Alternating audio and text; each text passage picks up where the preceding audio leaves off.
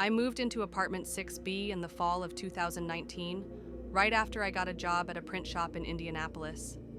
It was a decent building, brick exterior, quiet neighbors, gated parking. It felt like a place where nothing strange would ever happen. My roommate at the time was Claire. We met at a community college photography class a few years earlier, and she was the type who wore steel-toed boots and laughed at horror movies. Nothing scared her, until that place. The first few nights were fine, a little cold even for fall, but we figured it was just an old insulation issue. Then on the fourth night, something weird happened. Claire came out of the bathroom pale and holding her arm. She said, "I didn't slip. Something grabbed me." I looked.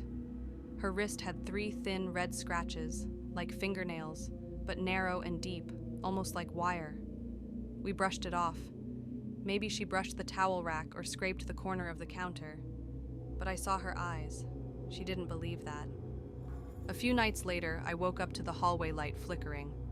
I thought Claire had left it on, but when I stepped out to shut it off, I saw her standing at the far end, near the front door.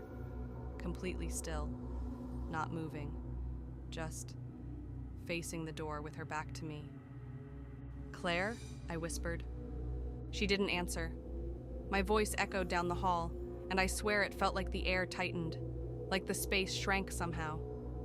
I took one step forward, and she vanished, just gone, like static disappearing from a screen.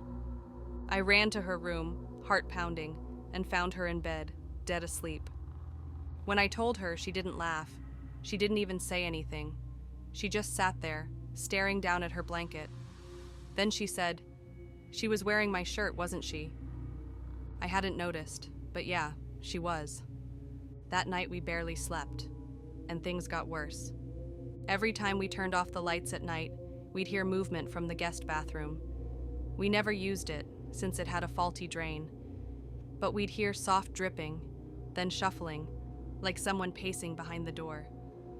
Claire tried putting a rolled towel under the door, saying it was just pipes or rats. But that night we both heard a voice from inside, whispered, gurgling. It said, "Let me out." We sealed the bathroom door shut with duct tape the next day, blocked it off entirely. We even covered the vents. But that didn't stop her. Every night, at exactly 3:09 a.m., the sound would start. Slow, creaking footsteps from the hall. Then the click of our bedroom door handle turning, even though we locked it every time. We started sleeping with the lights on, together, like kids. I begged the landlord to let us out of the lease, but he brushed it off and said we'd get used to the city sounds. We weren't hearing the city. We were hearing her. The last night we stayed there, I remember it so clearly. Claire woke me up around 3 a.m. gasping. She said she couldn't breathe, like someone was sitting on her chest.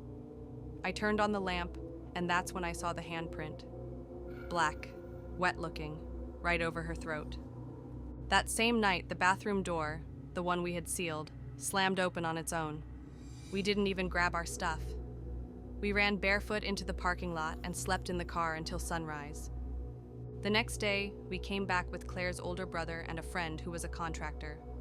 They said the place reeked of mildew, but worse.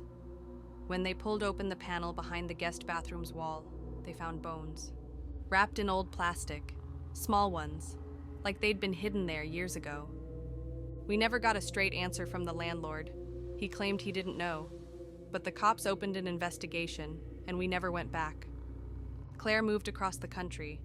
I still keep in touch, but we never talk about apartment 6B, because every now and then, at exactly 3:09 a.m., I still hear a voice outside my new bedroom door. It whispers, "Let me out."